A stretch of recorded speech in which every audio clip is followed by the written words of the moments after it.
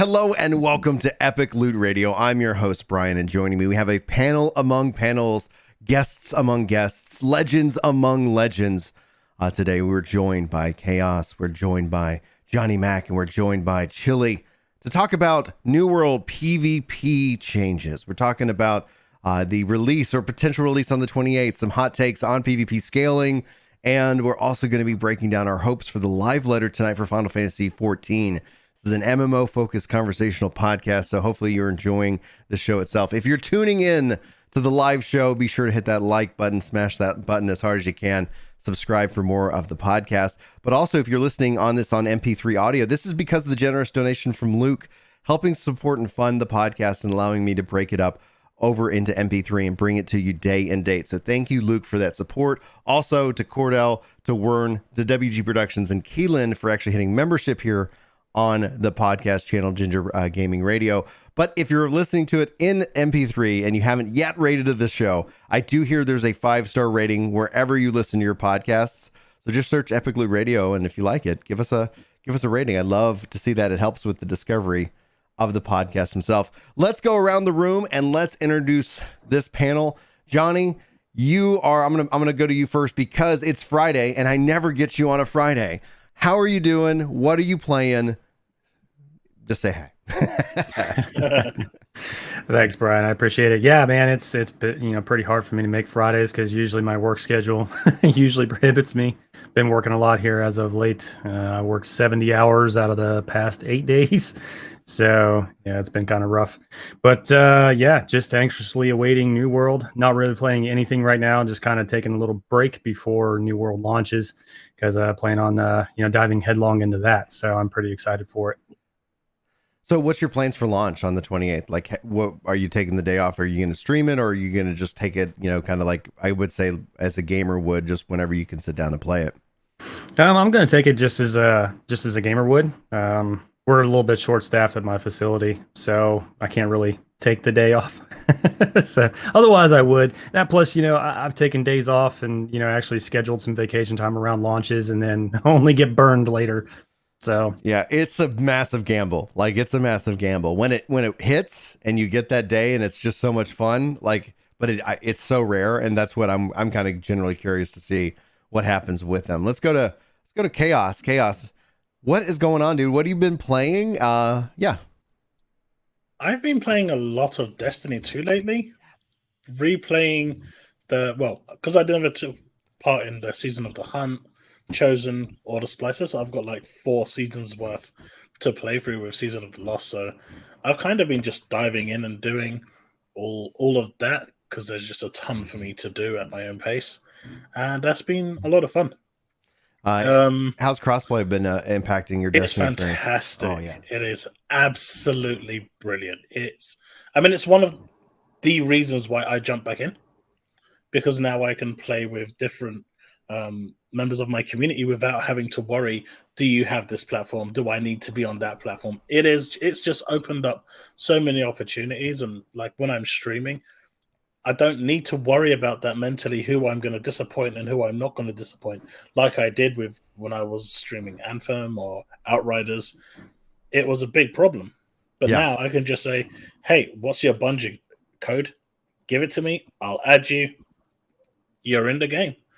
It's that simple. And it's just it's so refreshing to be able to just bring anyone in. It's really awesome.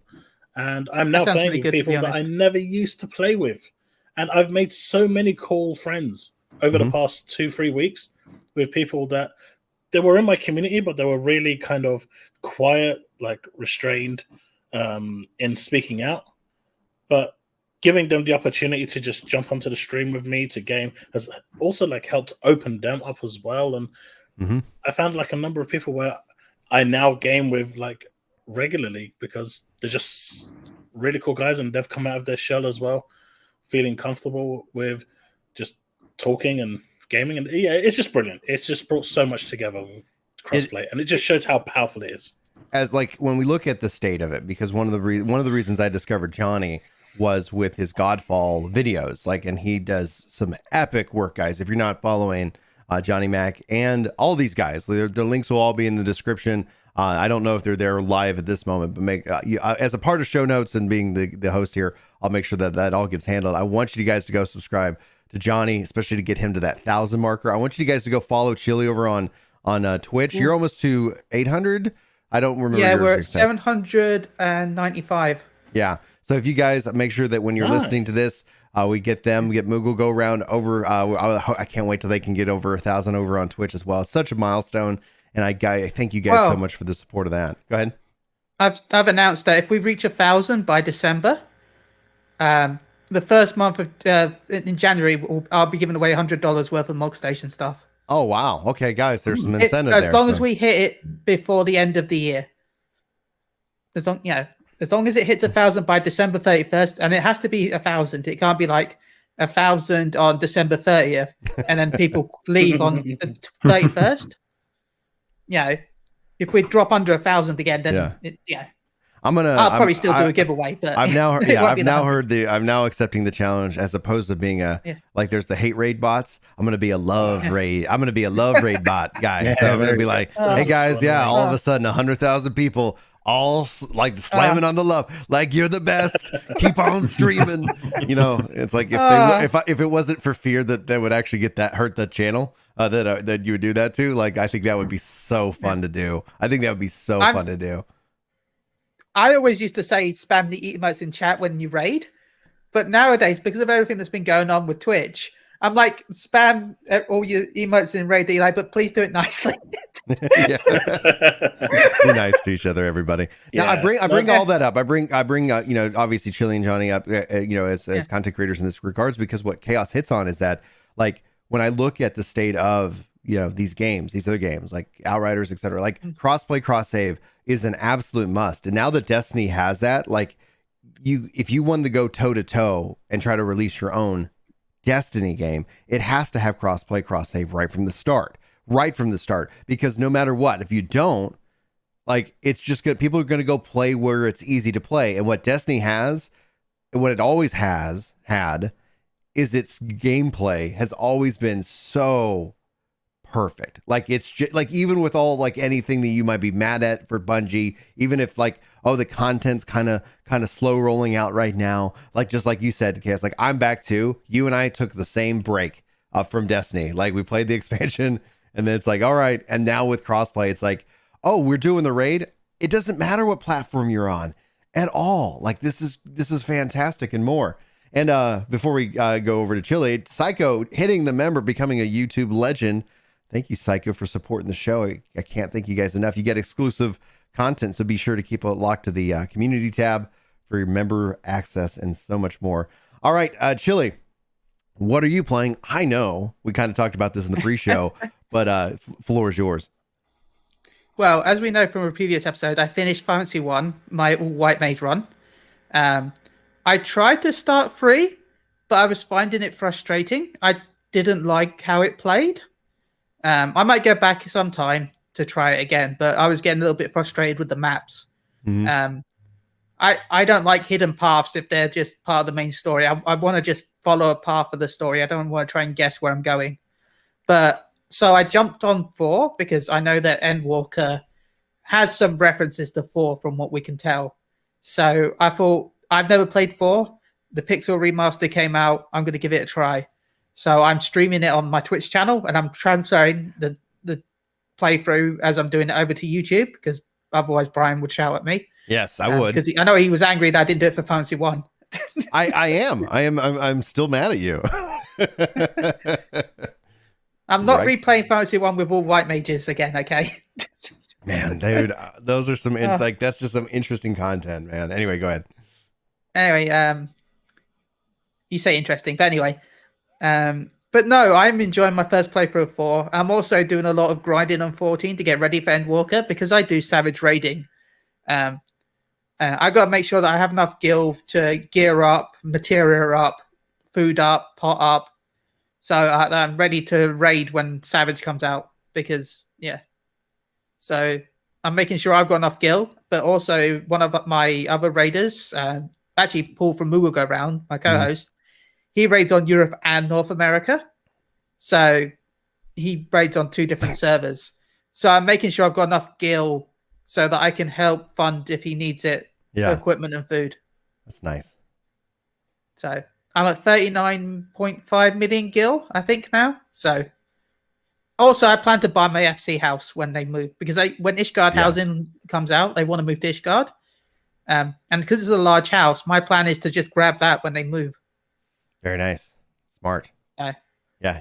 Good luck to you. I know the housing system for 14 is going to be updated with some changes, and we still don't know what Island Sanctuary is and will be. So I think it's all going to be pretty good and all. So thank you, Chille. Thanks, guys, for the it's really cool to hear what you guys are playing. We've got a lot to dive into and cover. So let's go ahead and dive into our first topic when it relates to New World. How streamers will ruin New World and your next favorite game. I need some insight. Am I crazy? But this is a video that I made this week, and I posted it, and it's essentially talking about how from a gamer's perspective, that they believe streamers are bad for gaming, and that they're going to ruin New World. And the evidence that they present in this argument is that Amazon made PvP scaling changes with the last open beta, and they're thinking that they're listening to one particular streamer, and this streamer has too much power and it's going to ruin gaming for everyone. And it's an interesting topic. It's something that I've been seeing brewing for years now, and it seems to be getting a little bit louder. I don't know if there's any conclusion, so I've weighed in with my thoughts on a video. I would love you guys to kind of let me know what do you think about this gamers versus streamers mindset. And then we'll talk about PvP scaling. Floor is open. Whoever speaks first. I'll actually take this one, Brian. I didn't get a chance to finish all of your video, but I did find the concept very interesting, and I've actually hit that specific topic after just receiving affiliate on Twitch. Because there's a lot of things that are going on behind the scene with, Twitch and YouTube, the platform wars, as it were. And, there's a very clear example as to, you don't have to look any further than what happened with 14 and Asmongold. Mm-hmm. One streamer caused, a chasm of shifts. It wasn't just him specifically, it was a big conglomeration of different events, but we've seen this happen already. And in a way, I kind of agree that, yes, streamers are getting a vast amount of influence, but the biggest question is why? Well, it comes down to nothing more than commercialism. Streaming as a whole is an easy PR influence. It's free advertising. Toss a little bit of something to a streamer and say, oh, yeah, here you go. Here's a sponsorship. We'll throw some loot your way. Say good things about us or whatever.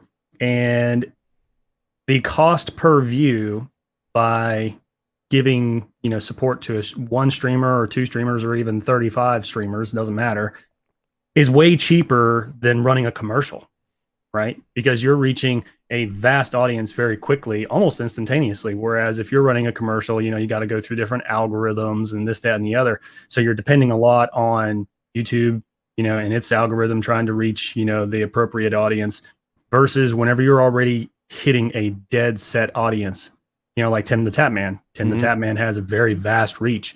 If you want to reach an audience, get Tim the Tap Man to get on it. He's got he brings his friends, and at some point, exactly. There's the way I view it is that there's at some point the upper part of this, there's money that's exchanged, right? If you're not generally interested in it, okay, hey, we're going to hire you and you're going to play this game.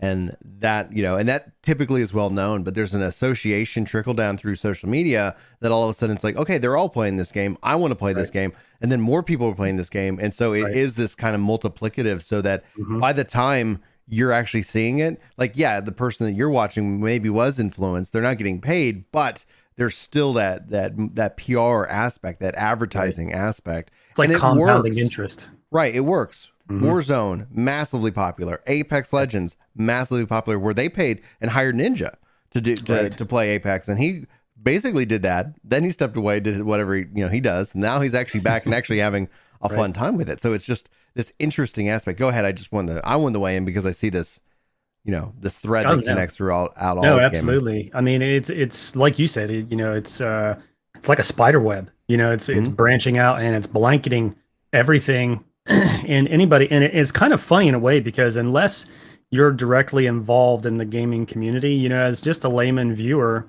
you might not even realize that it's going on. And it's funny because me being, you know, a brand new content creator and, you know, getting introduced to the back end of things, you know, vastly a lot by you, it's interesting because I have now the ability to stride the line, and I can see it from just a normal layman, you know, content consumer, right? And then I can also see it from the other end as a content creator. And it's very interesting that the stark differences, you know, and just how much like the public eye doesn't really see, and that just generally don't think about because they're not really interested in it. You know, it's one of those things that unless you're in the, you know, it's like the old saying, you know, if you're in the industry, you know, you know what I mean? So it's very interesting. By the way, Susan has said in chat, streamers are big to us because we're dorks that watch Twitch/YouTube. Our streamers really that big in general, really big in the greater pop culture. I feel like most people I still don't know what streaming is, which is we just have a really loud voice. Well, I would say there's a generational thing happening, right? You know, in that regards, because, you know, I've said this publicly. I don't understand streaming in terms of that career mindset, because I'm not a full-time content creator. I don't plan to be, but those who just make streaming their be all end all, like I can't rationalize that in my head. Like, I guess my security gland goes off and I'm like, oh my God, like that could just end tomorrow. Like, what are you doing? But that's where, like, obviously I came up with the kind of concepts of YouTube and education, right? Like my goal, I consider myself an educator and I talk about video games in that regards. And that's something I really, really enjoy. But the question too, are streamers really that big and greater in pop culture? I think that's that generational shift. You'll see people that are growing up consuming Twitch and YouTube and TikTok and Instagram and all of this stuff. And at some point that will be their pure base of that pop culture, to where what we consider, I would say, like I'm a millennial, but what essentially Gen Z would end up being, you know, what millennials consider pop culture versus what Gen Z might consider pop culture could be vastly different. It could be vastly different. I don't know. The only time is going to tell. But go ahead, Chille.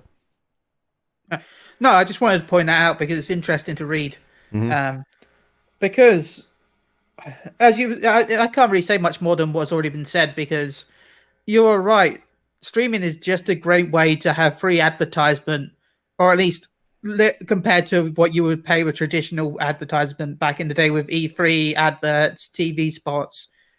You don't even have to pay some streamers real money. You just get some stuff you have in the office, and then maybe run a promotion that, like, as we know with New World, they make money. Twitch streamers make money from subs, bits, and all that lot by engagement. So by doing something like New World does, where if you watch the stream, you're able to unlock loot in the game, you force more. Well, not force, but you gain more views, especially the bigger streamers, where people will be just sat around lurking and just so they can get their free loot. I don't know if you've watched a lot of I watched pretty much all of Admin Gold's streams. I'll be honest here, I watched nearly every one of his streams because I'm addicted to his content. It's so good. I love the fact that he knows there's loads of people are lurking. Like, there might be 40,000 people, 50,000 people in his chat, but there might be like 2,000 people, which is still crazy, but there still might be only 2,000 people out of that 50,000 people chatting. Yeah. But he'll wait till the end to play a load of adverts because he knows that way he can make even more money from the people that are just sat there lurking doing nothing. It's great. So I think I went off topic, but yeah, that's my view on it. I feel like it's just, yeah. Delvin says streamers have a massive voice, and I think it's only getting louder. And I guess the question is that, will that eventually reach to some kind of head? Is there some kind of, like, because I see a lot of people thinking like there's some kind of solution, and I just don't have one. And but I want to dive into what Delvin says here. It says everything in New World will be subject to adjustment over the next 2 months at a minimum. This isn't on the streamers; they just actually have loud voices. So to catch anybody up, for those who don't know about the specific PvP change that has legitimately frustrated everybody, is that in the closed beta, the PvP scaling was such that I would say the higher level player had a slight advantage. And this is where MMO scaling and PvP is just an interesting topic all around to me, but they had a slight advantage. But in the open beta, they made it so that the higher level player had a much more advantage over just the level over like a lower level player. And so people felt like low level players would be afraid to flag for PvP, because then you would just have the fact that a high level player could come and wreck them. So it ended up becoming and devolving into a debate over skill versus MMORPGs. And I tend to fall on the side of skill. Like I like that if you're more skilled as a PvP player, you could be able to or should be able to best a higher level player, but there still should be an advantage that the high level player has, because this is an MMORPG and not like a fighter game or something of that nature. So I still think that there's, trying to strike that balance is going to be something that does, like Delvin says, get adjusted over the months and months and months. But it does, everything did point to these clips of these streamers like complaining that they were getting beaten by these lower level players. And honestly, I found it very funny, because like in my viewpoint, I'm like, you should, like, if you had the skill, the RPG like should only make up 10, maybe 20%, in your favor. Go ahead. I may have an idea. I know it sounds weird, but I just okay. This might sound stupid to anyone else, but this is you talking about the scaling. Mm-hmm. It's just giving me an idea that I don't know if it would work, but it might help with any scaling issues in a way. Would it be possible to section off the map based on level? I mean, is it technically possible? Yeah, but I don't think that's going to happen. How about, I know it won't happen in New World, but in the future MMO PvP style thing, the main issue is high level people going into low level areas and killing all the people. That's the issue with scaling. What if it be possible, like there's more heavily scaled in newer content? Oh yeah, the newer level. So let's just say you're in a level 1 to 10 starting area where you just started the game, you're learning the basics, and you want to turn the PvP on, but there's like a level 60 person that's there just to troll people. Could it be possible that in those starting areas, those high level people are scaled further down than, say, if you're in a higher level area, it would then scale less? Yes, it is I mean, possible. Theoretically, yeah. It'd absolutely be possible. You'd have to have it designed that way from the start. Yeah. And what you actually see with the evolution of New World, though, is how it was a fully open world PvP game. And then that was a mess. Because the idea intrigues me, but when you just look at it from a practical standpoint, it ended up being where, it turns out people like to go and just wreck other people for no reason. So they've had to evolve the game quite a bit over the last couple of years. But yeah, it's what possible. do you think of my idea though there?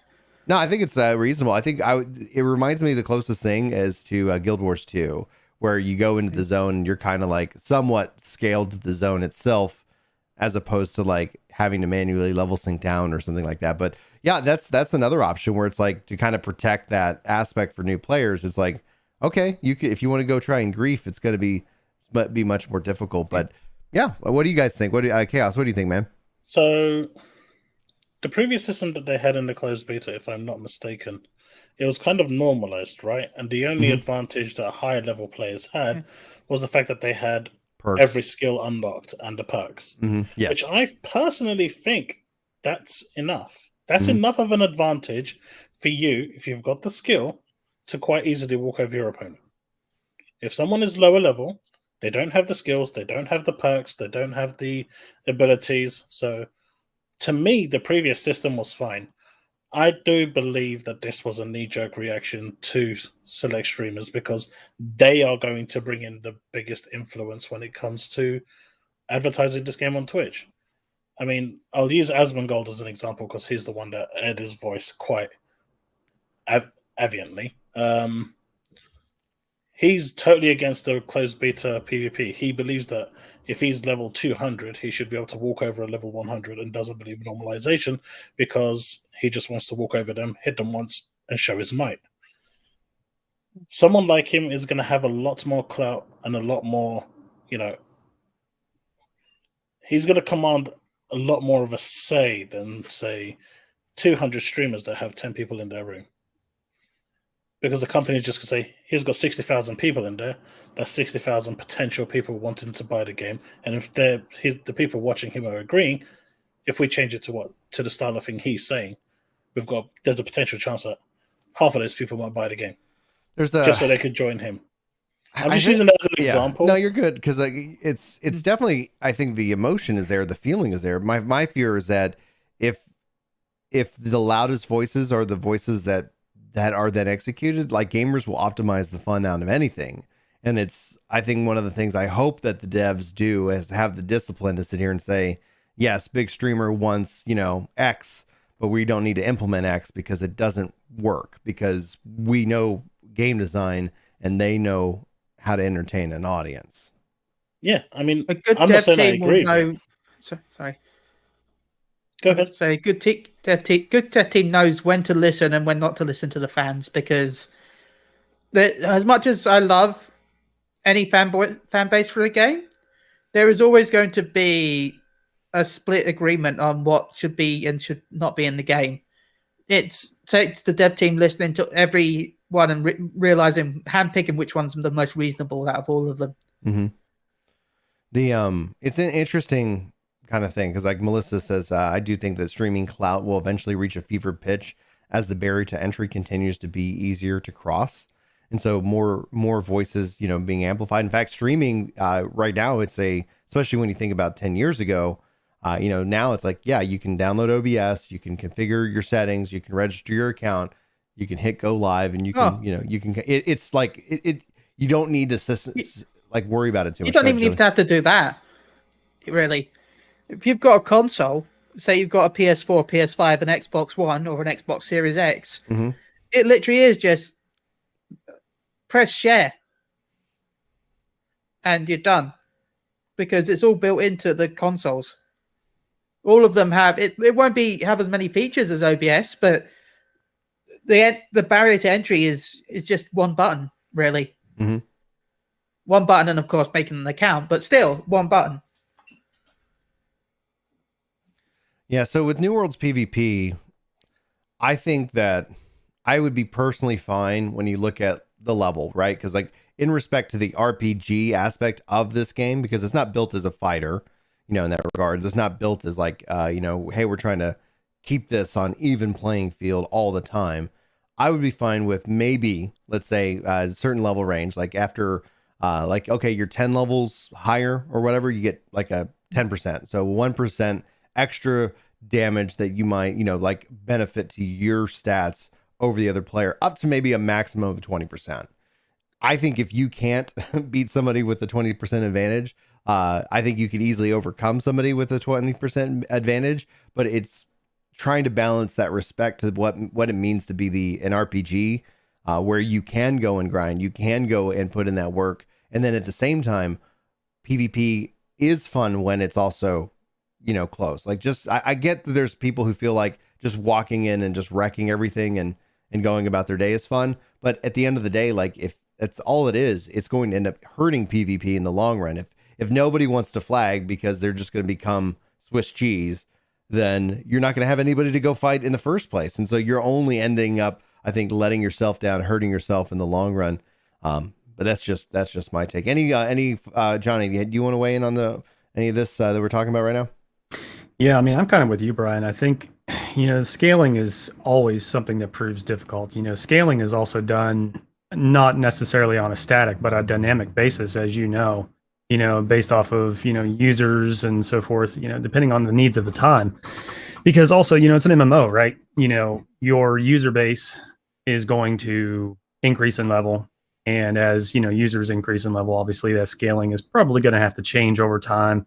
People figure out different loopholes, as always, leave it to, hardcore gamers. They're going to break whatever it is was designed for them. That's what gamers do, right? We break stuff. We break it. So, kind of like what you said, they'll optimize the fun out of anything, really. Mhm. So, the scaling is always going to be, a dynamic and changing thing. I've always been a fan of skill versus level myself. I do find it rather funny that, higher level players were getting beat by lower level players, but that kind of, there's something satisfying about that in a weird, Right. twisted way. Yeah, no, I don't even think it's twisted. I think it's just straight up funny. It's like it's twisted. Don't be a, it's kind of like don't be a crybaby. Twisted, baby. Sorry. Don't be a crybaby. Play the game. If you're getting your pants beat off you and you're 20 levels higher than the person you're trying to gank, get good, noob. Like, I mean, that's what Yoshi said, right? Yeah, right. Get good, noob. Good.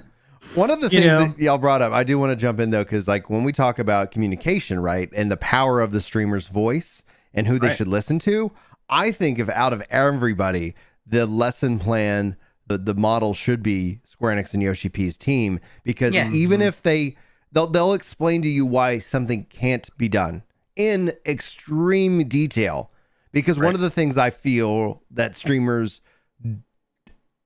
not intend, like, I'm not sitting here and playing intention of like, trying to be deceptive or anything, but they just don't know. But what Yoshi P allows for through his detailed answers to why something can or cannot happen, it removes the speculative nature that is the streamer and the reaction content.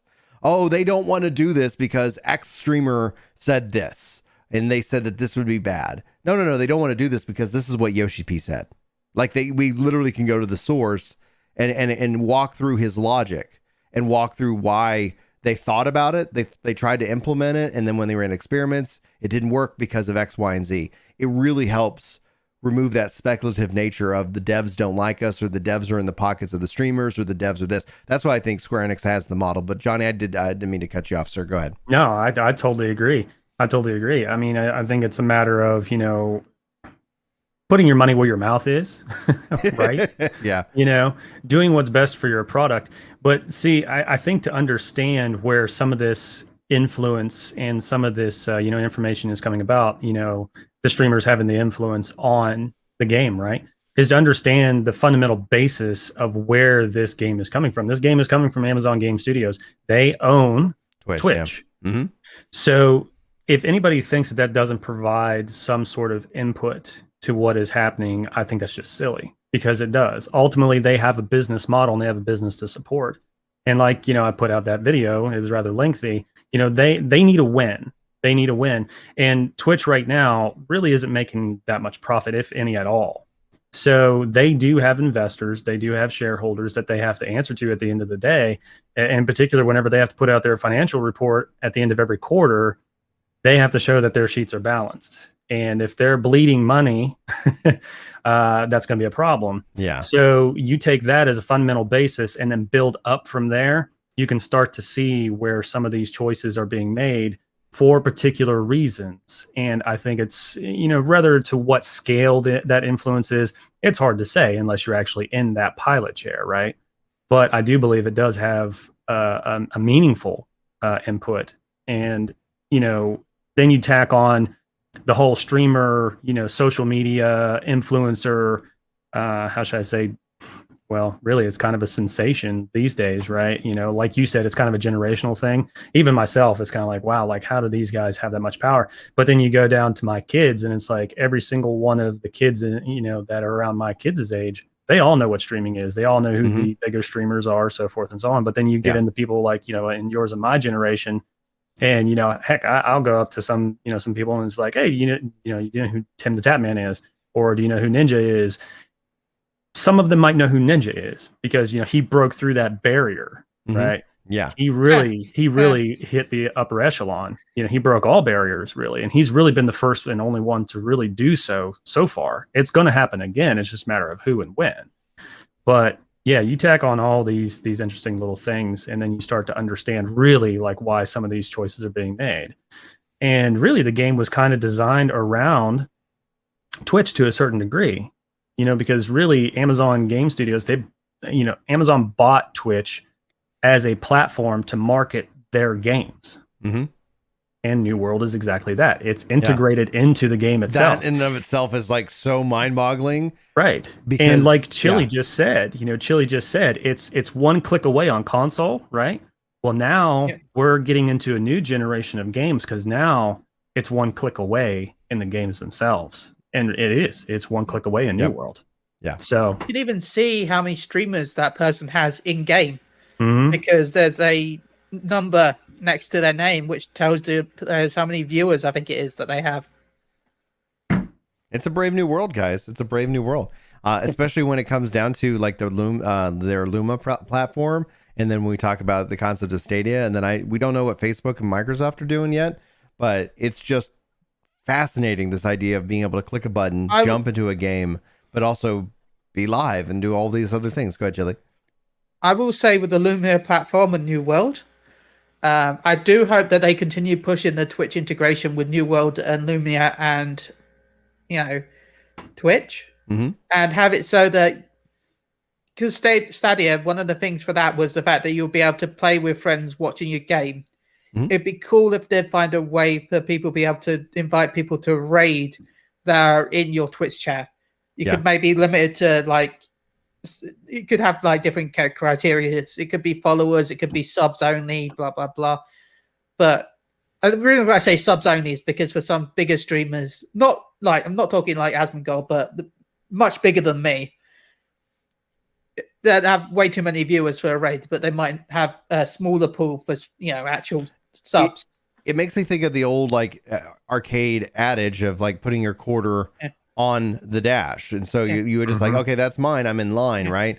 In the sense that that's how I almost kind of envision it. I still think it's like 7 years, 10 years away before we literally have the kind of that mindset. But imagine me like, all right, cool, here we are, we're playing, and then anybody else wants to join in, they're just kind of all like, and maybe they're using maybe they're not using money, or I guess that I honestly see that actually happening where for bits or for whatever, like people could put in money and then they're in queue. But I also hope that we see a free option as well, where channel points, like, oh yeah, you're subscribed, we're always hanging out, all right, cool, like just you're slotted in to number 3. And especially when we think of like games that have struggled within this new economy, like fighting games, for example. I think I love fighting games, but how cool would it be to be like, all right, we're live, we're doing our own tournament, we're virtual, and anybody can just kind of put themselves into queue to to step up, and you could literally run something like a tournament that way, in which that the chat's engaged. And that's what I think Twitch,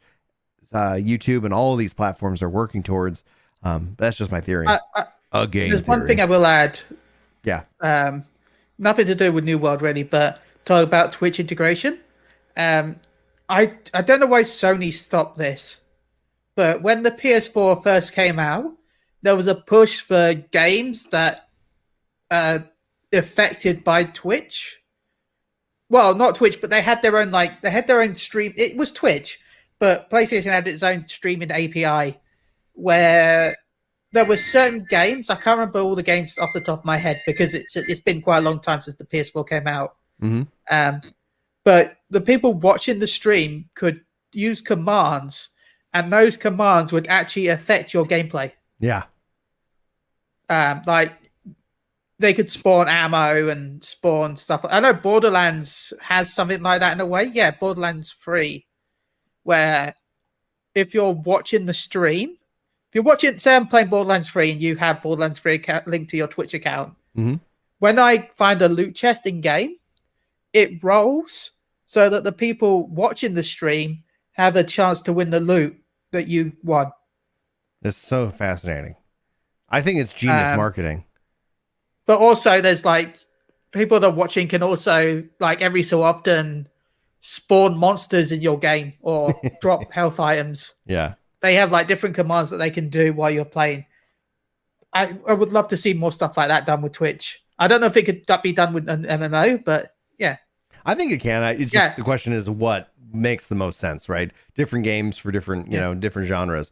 Now, before we move into our Final Fantasy XIV topic, is there anything that anybody wanted to say, especially as it relates to New World and streaming and PvP adjustments? Keep an eye on it. Keep an eye on it. Yeah. Oh, that's a good segue, guys. Welcome if you're joining as a part of this highlight. This is the Epic Loot Radio podcast. Right now, we're going to be talking about Final Fantasy XIV's live letter happening tonight. So we're going to be talking about our hopes, our fears, what we want to see, and so you can hopefully revisit this highlight as a way of what actually ended up happening. How right were we? How wrong were we? Be sure to smash that like button and subscribe button for more highlights like this one. Let's go to Chaos. Chaos hasn't had a chance to talk in a little bit.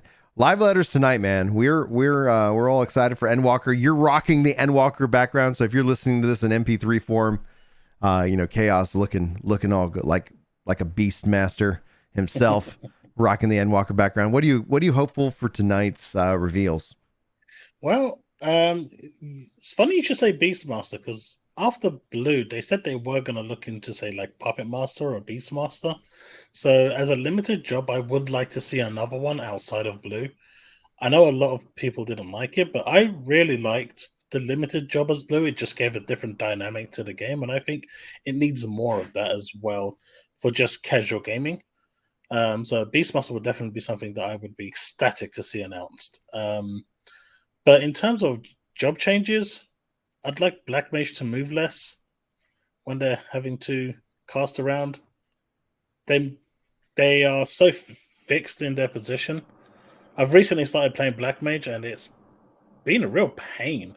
I mean, I'm used to like physical DPS, so like my Final Fantasy career has been started off as a monk, then I went ninja, back to monk, then to samurai. And I stuck with samurai all the way through until Shadowbringers and finished with Shadowbringers, and still am samurai. But I've been leveling up the other classes as we've got this long break going to Endwalker, which is almost at an end. But yeah, playing Black Mage. While I see my friend playing it, and he's like in almost 95, 96 percentile, really high up there, I am struggling so bad with just learning when I can put things down. I just want to not be fixed in one position all the time. I know that's too much to ask, but Black Mage is such a cool job, and I just want to be able to do some nice damage without having to get AoEs underneath me, because once I start casting, no amount of AoE is going to move me. Whatever. Well, and you set down those ley lines, you're like, I am stuck, guys. Sorry. Healers adjust. Shield me. I'm not moving. What level are you? Is your Black Mage so far? Oh, it's max. Oh, okay. So I was like, when you weave in Swift cast and you have triple cast, I feel like you do have movement opportunities as a Black Mage. Oh yeah, I mean, I played Black Mage until level 60 or 70, and then I stopped for about a year, and then came back to Black Mage. So it was like, oh my god, everything is new. What is Xenocracy? What is all this? How does this work? How does flow work? Sorry? Eno-chan. Eno-chan. Enochian. Yep. Eno-chan. I mean, I had to. I think it was they called it Eno Chain. Really? Yeah. Well, it's Enochian, but it was somebody, and I'm not making fun of them as somebody who profusely and not intentionally butchers words, as I would call it back on the on Crystal Core Radio when I started the podcast when 14 was announced. I was like, "Hi, I'm your host, Brian, the Butcher of Words." And Final Fantasy does not make that easy, so it's like I own the Butcher of Words terminology. I should get a shirt like that. But yeah, I had to. I found Black Mage so confusing. I had to have my Black Mage main friend sit down and just go through and explain how things worked. I couldn't even get my head around how Enochian worked at first. It was like, this is too much. I've got literally every skill unlocked, and I've never used Black Mage before. Help! But I do love the job. The big explosions are just fantastic. I'll be honest, I've been playing Black Mage recently, and I've only just recently learned what Astral Heart's used for. When you read the tooltip, it seems really useless. But now that I'm actually using it properly, I feel like, why wasn't I using this before? Oh, dude, the hearts are great. Yeah. So, Chille, floor's yours. Like, what are you looking forward to tonight? What do you hope for tonight? Well, adding on to Black Mage, I will say that I'm expecting them to announce their little pet cat for Black Mage. How awesome would that be? Because for anyone that hasn't seen the AF armor that they revealed a while back, I can't remember if it was during the fan fest, or if it was after, or It was after. but they had like a picture of like the level 90 jobs. And if you look, the black mage on its foot has a little derp cat, a little black mage cat. So I'm starting to feel like that might be one of your new abilities to help with movements. But I don't think it's going to be a pet. Like I feel like we're going to get a few more. I think we'll get more announced. Maybe we'll finally get a Wyvern for Dragoon. Oh, baby. You're speaking my language. He's speaking my language. Oh, my gosh. I feel like we're going to get pets for more jobs. But when I say pets, I'm talking, for anyone that's played Dark Knight, Frey, or Ninja, with the, not a pet, not like Frey, but exactly, but where you'll be summoning something that will be attacking with you, but you have no command over its actual attacks. So there might be a Wyvern that attacks while the Dragoon attacks and does certain commands and combos. Yeah. Oh, yeah. Like Final Fantasy XI. You won't have any. Yeah, but you won't have any interaction with that pet. Can I Again, like 11 for my samurai? So, and I feel like Black Mage is going to get that cat. Dragoon might get a Wyvern.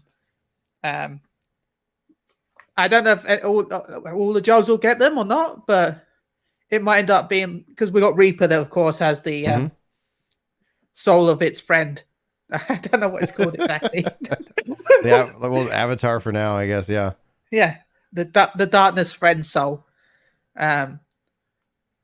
So I'm expecting, that's my wild speculation, is that we're going to get more pet-ish related stuff, not actual pets, but yeah.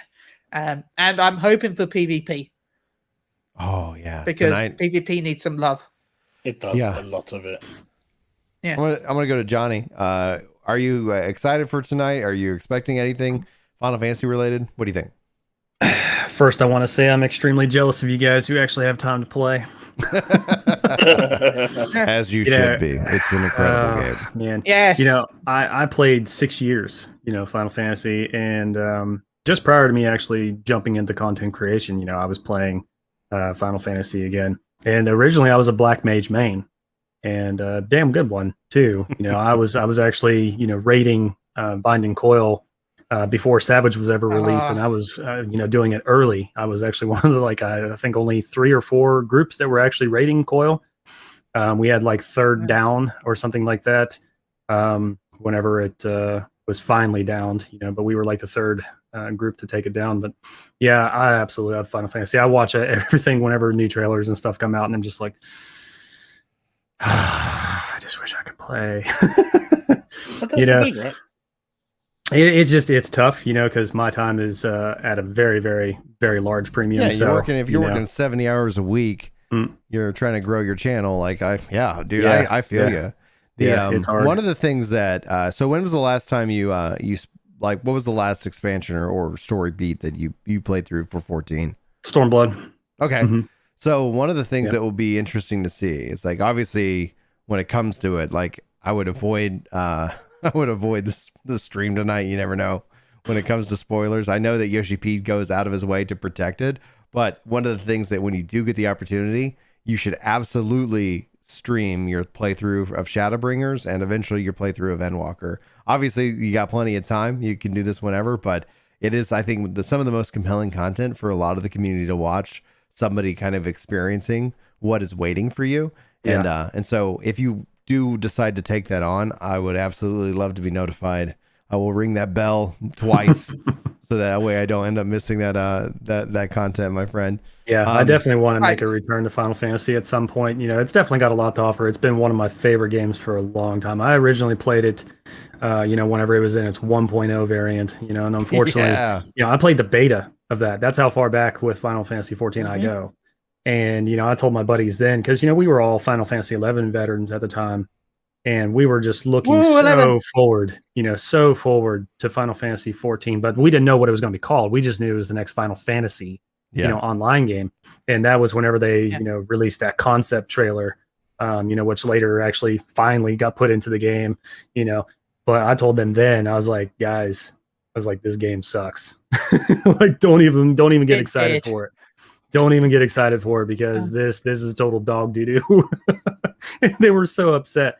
And then finally, whenever they announced that Yoshi P was taking over, I was like, oh, thank God, and it was just so exciting. And then I jumped into 1.0 just before, they made the switch, before they turned the switch off the old servers and turned the new. And it was just a fantastic experience. And I played for, 5 years after that, maining Black Mage mostly. And then, I jumped into Nin whenever they released Ninja and eventually Samurai. And then I picked up Dark Knight whenever they released it. So, but yeah, I had to make an exit because it just, it takes a lot of time, especially rating and stuff like that. It takes a lot of time. And whenever your time's at an absolute premium, it's difficult, I do agree with what Alex says. Best story part so far, but we'll always love Heavensward with all the dragons. I think honestly, that's one of my hopes that I have for New World as a piece of content is that we get to see dragons at some point. I wouldn't say they've hinted at it because, but who knows? Like, so if they introduce to me a dragon, I'm going to be over the moon. All right. So let's focus more back on, what's to happen tonight, because we are going to get we believe the job action trailer. We're going to see more about, how the classes are going to play at level 90. This is happening a little bit of out of order from how it's happened in the past. There is a media tour coming up where content creators and press and everybody gets to go experience the game and I guess do interviews. So when you think about this Friday night, it's going to kick off kind of this stream of information leading all the way to November 19th. This is the 2-month, kind of gap. So before I do have a question. I'm going to ask this question and we can either address it right now, or we can make sure we cover anything we want to do with the live letter. But what should a player be doing in the game right now to help prepare them for Endwalker? And I want to go to Chille first. Making Gil? That's just me. I'm making Gil. Or I guess, really, in reality, try and make sure that if you're a crafter and gatherer, to make sure you've got plenty of item space and make sure you're ready, because with it being such a popular game right now, even more than normal, you're going to have a lot more people wanting to jump into Savage raiding for the first time. So make sure that you've got your crafters and gatherers leveled up. That way you can make bank with all the people wanting to just buy the gear, because it's the first raid tier. Therefore, there's no previous raid gear for them to be equipping except for the normal ones. So for the leg up for Savage mode, crafted gear will be really important. And I'll say fishing. Yes. Okay. Susan, I will go with fishing for my answer. I choose fishing. Fishing, ding, ding, ding, ding. That's actually the correct answer. Susan. He wins, guys. Tell him what he won, Chaos. I won 12 life supply time supply of Aetherite currency tickets. I mean, fishing is becoming really popular these days, right? Everything is everyone now wants bringing that title. No, but it's not just 14. I mean, for me, 14 glamorized fishing. It's one of those things now. I just log in, fish for a while, try to catch those fishes in that area. Some of them are like timed and whatever, which are a pain. But it's become like something I can just jump on and do for half an hour or so and jump off. It's a really nice pastime for me. Or like where you can go to Limsa Laminsa, get on the boat, go on the expedition, try and get what you can with the points, and get your rewards.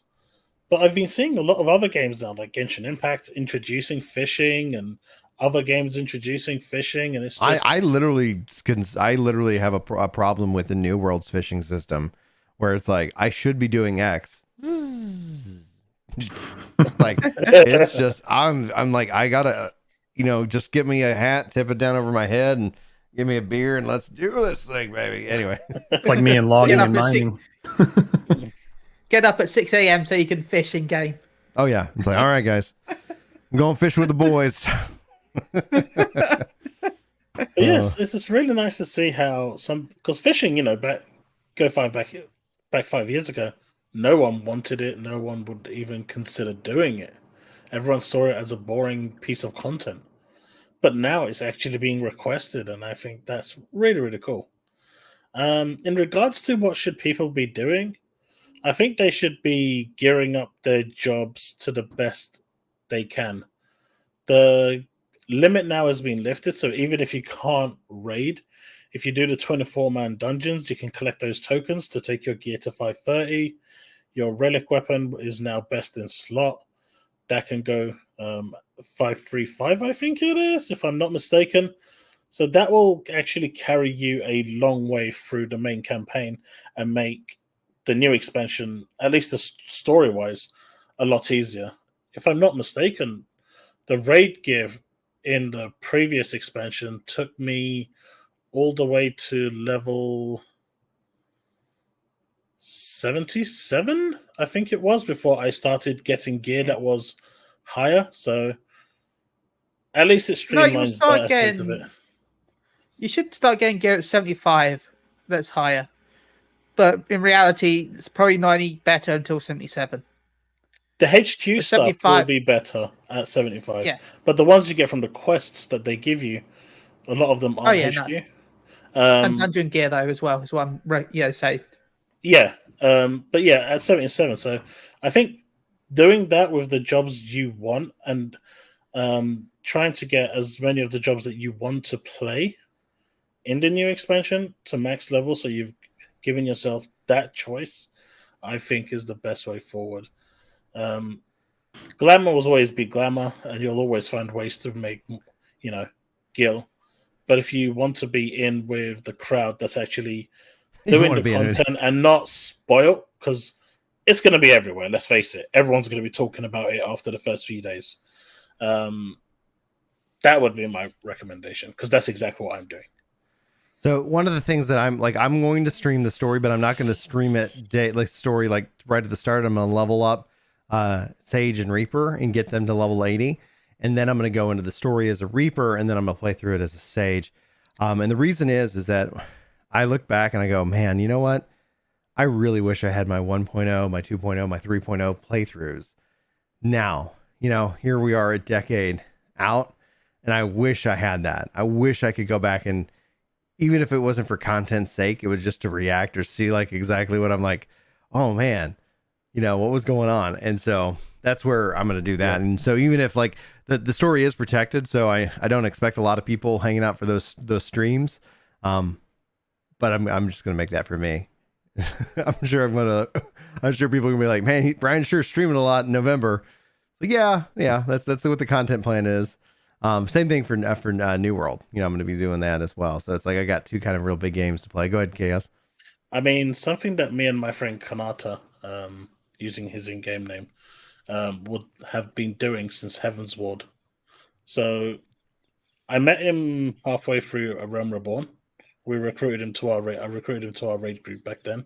Became really good friends. We're still friends now. One of my closest friends, actually. So with Heaven's Ward, we sat down together on day of release, 48 hours, just non-stop. We just blitzed through it. I think we started at 8 a.m. in the morning, finished at 1 a.m. in the morning, had 4 or 5 hours sleep, woke up, rinse and repeat. We did that for Heaven's Ward. We did that for Stormblood. We did that for Shadowbringers. Shadowbringers was the longest. That took us I think it was 45 hours to complete from start to finish, because we did the Aether Current stuff as well with that one, with the side quests, which took a while, but it was just such an experience. And we're going to be doing that again on the 19th. Just blitzing it through the complete story, probably before the weekend ends. Just non-stop. I'm looking forward to it. Absolutely. Guys, any thoughts that we want to share? Final thoughts when it comes to the live letter tonight? Anything that you would blow your way? Kind of off topic, but on topic in a way. Sure. About the live letter. Final Fantasy XIV English tweeted out that co-streaming is allowed for the live letter. I know we'll basically thought it was going to be allowed because previous live letters have been allowed except for certain ones, but they have just tweeted out and confirmed that co-streaming is allowed. Yay. That's cool.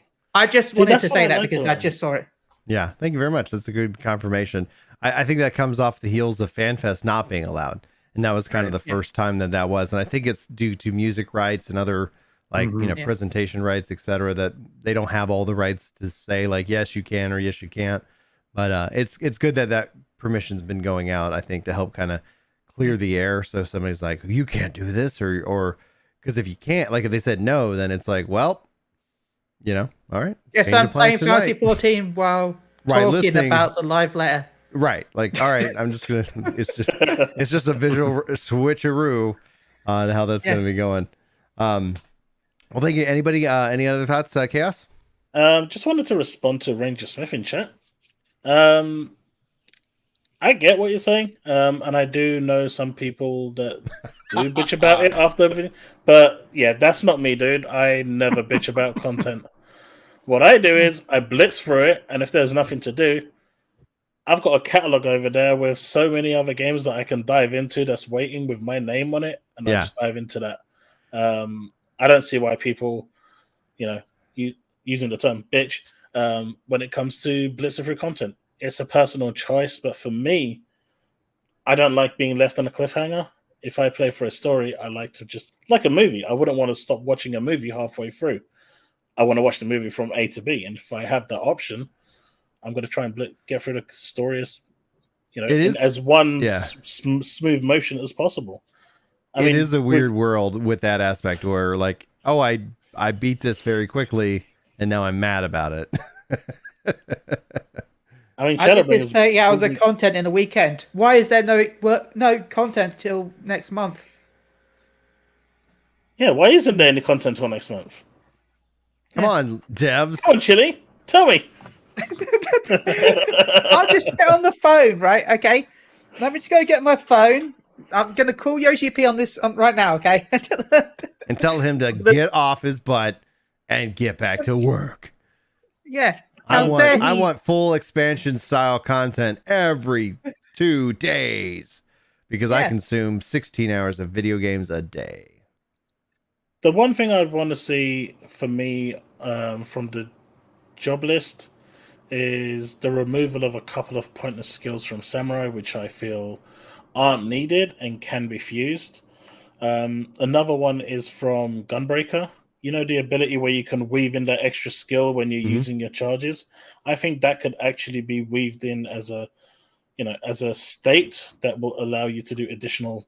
It enhances the damage. Adding that extra requirement to press that extra key, I think is pointless. So I think simplifying certain skills, I think for me, would go a long way and make certain jobs more accessible, especially on a controller. I would definitely that would definitely go a long way for me. That's what I'm actually watching more for tonight because I'm like, how is the controller evolving? What are their plans with it? Because, I don't want the game to become, to be weakened by the fact that it supports controller because the controller is the Cadillac of systems in any MMO, in my opinion. And so that's where I'm like, if they could, I hope to see some kind of evolution of that UI because, there's some jobs that I'm like, oh man, like this job is harder on the controller versus this other job because it's like I looked at Paladin when it comes to like its rotations and it's like putting in the work and trying to work on that over and over again and getting it to the best way that I could get it.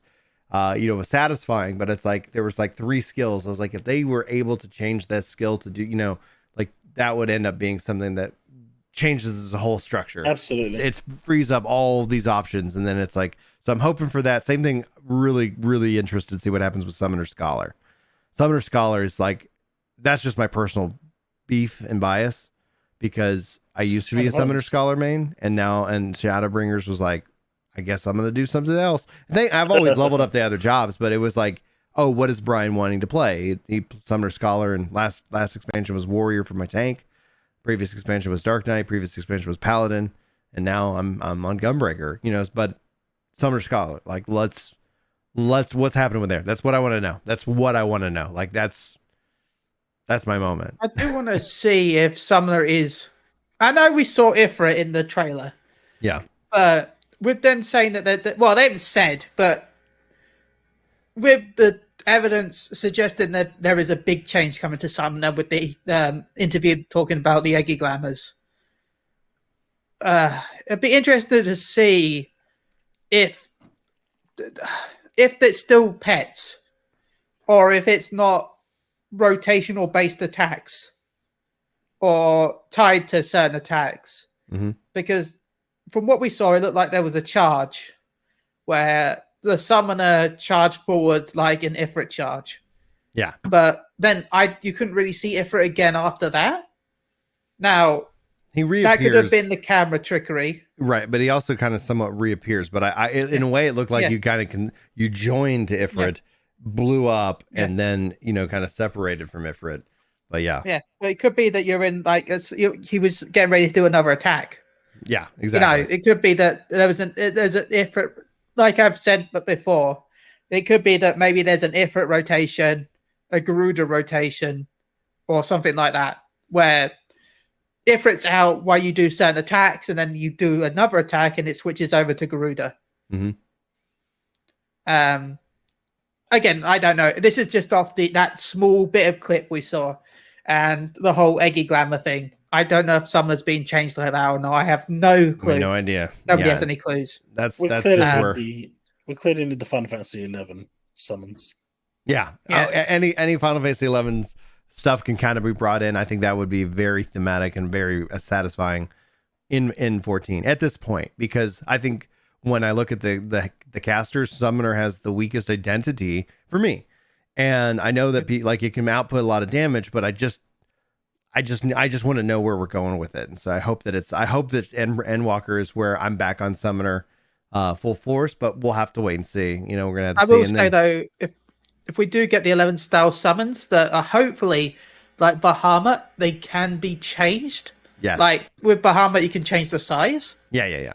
As a Lalafell, I find having a really large Bahamut very not good. What if you could ride on his back? Yeah, that'd be cool, but I can't. But then that would also be, as much as I would love it because I'm a Lalafell, I would agree that would be great, but I would also feel bad for anyone that can't. Like, if it was only a Lalafell feature, I would feel bad that Rogadins can't do it. A little bit. Anyway. Only a little bit bad because, I can do it. Yeah. But then no one should be playing Rogadin. Yeah. No, there's some nice Rogadin. We're getting some... No one should be playing Galkas or Rogadins. We all know this. No. All right, if y'all are able to hang out for a post show, guys, we'll keep it rolling. But I do want to say, Spitfire is asking, do you think that they should try and separate Summoner Scholar out for leveling? Let's address that in the post show. So if you're watching live, just stick around. We've got that. If you're listening to MP3 and you want to go check out the post show, you can always head over to Ginger Gaming Radio. As we do our sign offs, Johnny, where can people find you?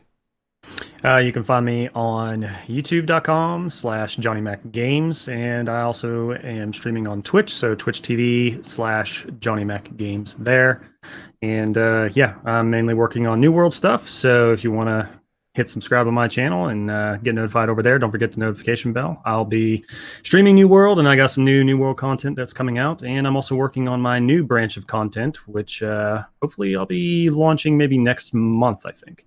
Are we teaming up company-wise? Like, are you going to be rocking Syndicate?